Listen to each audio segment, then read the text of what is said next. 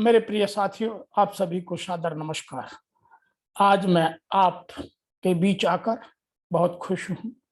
मुझे प्रसन्नता है कि बदलते परिवेश में मेरे एचआर के मित्र अपनी जिम्मेवारी को समझते हुए अपने काम को बहुत अच्छे से अंजाम दे रहे हैं। बदलते परिवेश में अब प्रोडक्टिविटी बढ़ाने के लिए हमें पुराने टूल्स एंड टैकल्स की आवश्यकता के साथ साथ एक नया फील्ड जुड़ गया है जिस पर बात करना बहुत जरूरी है। वह फील्ड है कि फीलिंग्स को प्रोडक्टिविटी में कैसे बदलें।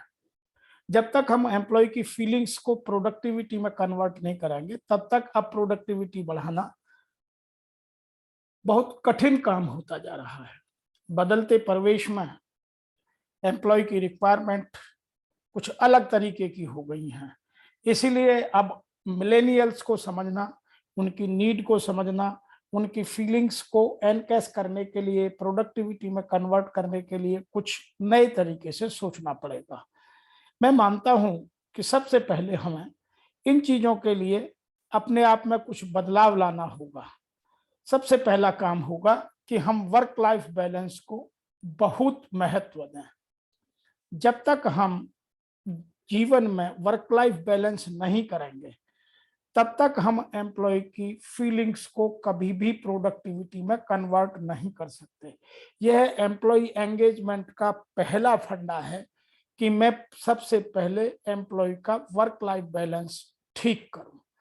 और वर्क लाइफ बैलेंस ठीक करने के लिए हमें अपने डिफरेंट ऑर्गेनाइजेशंस में डिफरेंट टूल्स एंड टैकल्स और टेक्निक्स काम करती हैं, उस पर अलग से हम बात कर चुके हैं। इसीलिए वो आपको अपने यहाँ लागू करना आवश्यक है। जब तक वर्क लाइफ बैलेंस एम्प्लॉय का ठीक नहीं होगा तब तक उसका स्ट्रेस बढ़ा रहेगा और उसकी फीलिंग्स को हम प्रोडक्टिव नहीं बना सकते। नंबर 2 हम बात करना चाहेंगे, बी सपोर्टिव ऑफ इनोवेशंस। आज का जो युवा है या जो आज का युवा वर्ग है वो कुछ ना कुछ इनोवेटिव करना चाहता है, क्योंकि वह पुरानी परंपराओं को, पुरानी लिमिटेशंस को, पुरानी कार्य प्रणालियों को तोड़कर कुछ नया करना चाहता है। उसके लिए मैं ये जरूर कहूंगा कि हम कुछ अपनी बाउंड्रीज फिक्स करें, कुछ लक्ष्मण रेखाएं बना दें कि इन इन चीजों को आप टच नहीं करेंगे, बाकी किसी में भी कोई भी with the help of your seniors you can do innovative job. और आज इनोवेशन की वजह से ही हम सब लोग बहुत प्रोग्रेस कर रहे हैं। तो एम्प्लॉय की फीलिंग्स को प्रोडक्टिविटी में कन्वर्ट करने के लिए उनको हमें जो इनोवेशंस है उनको बार बार सपोर्ट करना पड़ेगा या ठीक से समझाना पड़ेगा कि यह क्यों नहीं हो सकता, और यदि हो सकता है तो उसे इमीडिएटली एडेप्ट करना पड़ेगा और उसको फिर इम्प्लीमेंट करने के सार्थक प्रयास करने होंगे। तब हम लोगों को फीलिंग्स को एनकैश कर उनके लेवल ऑफ एंगेजमेंट को बढ़ा सकते हैं। नंबर 3 हम बात करेंगे, क्रिएट करियर मोबिलिटी। हर एम्प्लॉय चाहता है कि मैं जैसे जैसे ऑर्गेनाइजेशन ग्रो करे मेरा करियर भी ग्रो करे। उसके लिए उसके करियर में मोबिलिटी का होना बहुत जरूरी है। कभी ऑर्गेनाइजेशन अपनी नीड के हिसाब से, कभी एम्प्लॉय डेवलपमेंट के हिसाब से करियर मोबिलिटी करती है। करियर मोबिलिटी वर्टिकल, हॉरिजॉन्टल दोनों तरीके से हो सकती है। इसीलिए एम्प्लॉय की फीलिंग्स को एनकैश करने के लिए उनकी मोबिलिटी और उनकी जो पोटेंशियल है, जो उनकी कैपेबिलिटीज हैं, जो उसका स्किल सेट है, उसको यूज करने के लिए ऑर्गेनाइजेशन में मोबिलिटी का होना बहुत जरूरी है। नंबर 4 हम बात करेंगे, फ्रीडम टू एक्ट। आज ऑर्गेनाइजेशंस में इनोवेशन की, डेवलपमेंट की, सजेशंस की बहुत सारी बातें की जाती हैं, लेकिन फ्रीडम टू एक्ट नहीं है। तो हम अपने एम्प्लॉय को जब तक फ्रीडम नहीं देंगे काम करने की, वह अपने हिसाब से सोचे और अपने हिसाब से कुछ प्रोडक्टिव करे, तब तक वह अपने काम को लव नहीं करेगा। और जब तक वो अपने काम के प्रति पैसिनेट नहीं होगा, उसको लव नहीं करेगा, तो तब तक वह अपना 100% पोटेंशियल यूज नहीं करेगा। इसीलिए यहाँ मैं एम्प्लॉय को यह कहना चाहता हूँ, डू व्हाट यू लव।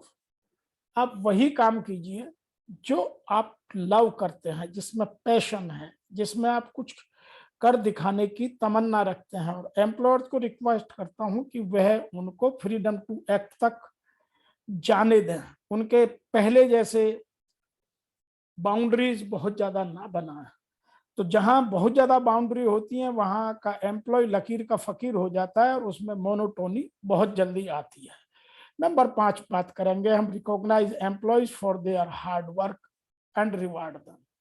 जब भी कोई एम्प्लॉय अच्छा काम करे तो उसके अवार्ड करें, उसको रिकॉग्नाइज करें और उसको प्रॉपरली एडुकेटली रिवार्ड भी करें।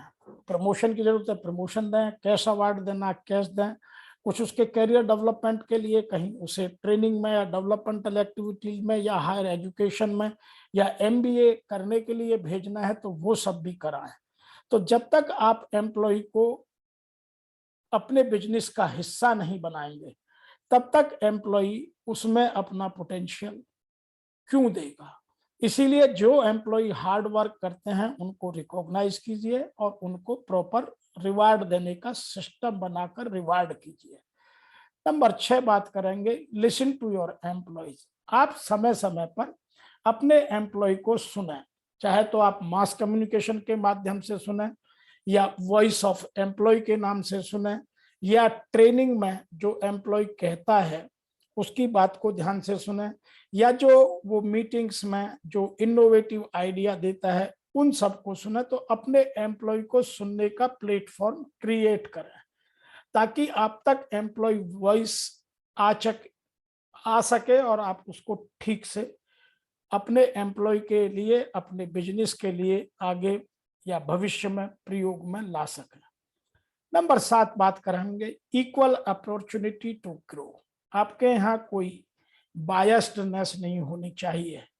बायसनेस में कास्ट बायसनेस हो सकती है, जेंडर बायसनेस हो सकती है, और आज जेंडर बायसनेस देखने को कहीं कहीं मिलती है क्योंकि हम मेल डोमिनेटेड सोसाइटी हैं। अभी भी हम फीमेल को उतना महत्व नहीं दे रहे हैं जितना देना चाहिए।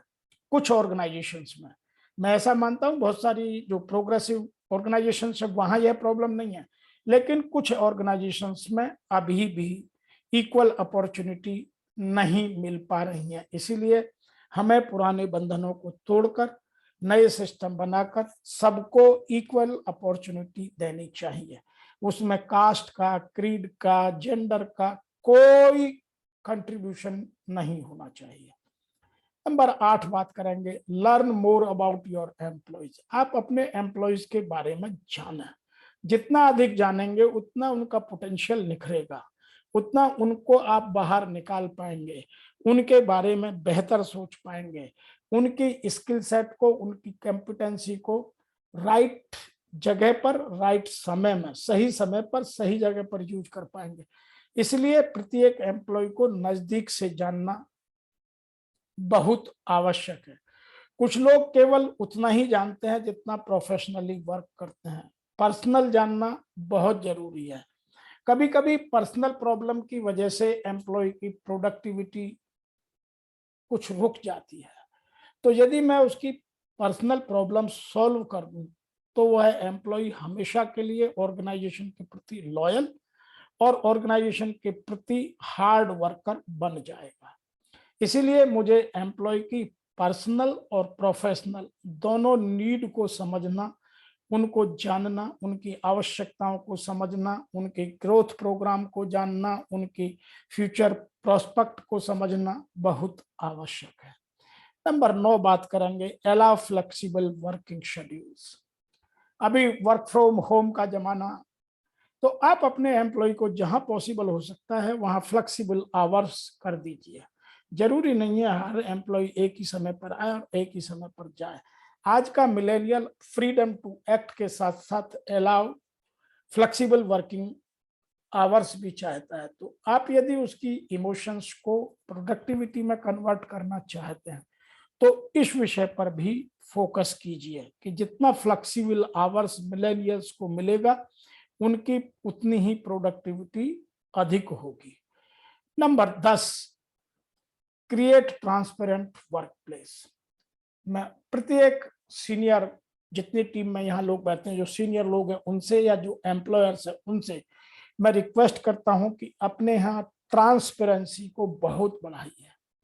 जैसे जैसे ऑर्गेनाइजेशंस में ट्रांसपेरेंसी बढ़ती जा रही है, एम्प्लॉय की फीलिंग्स नए नए तरीके से प्रोडक्टिविटी में कन्वर्ट होती जा रही हैं, मोर वोकल होते जा रहे हैं, मोर इनोवेटिव होते जा रहे हैं, मोर क्रिएटिव होते जा रहे हैं, हार्ड वर्क हो रहे हैं, और वो ऑर्गेनाइजेशंस को आगे बढ़ाने के लिए नए नए तरीके इजाद कर, पैदा कर, उन्हें लागू कर, टीम में सिनर्जी बनाकर आगे बढ़ रहे हैं।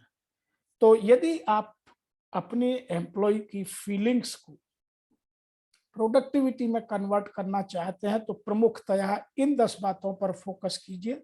इनके अतिरिक्त और बहुत सारे आइडियाज हैं, कभी मौका मिलेगा तो आपके साथ बात करेंगे।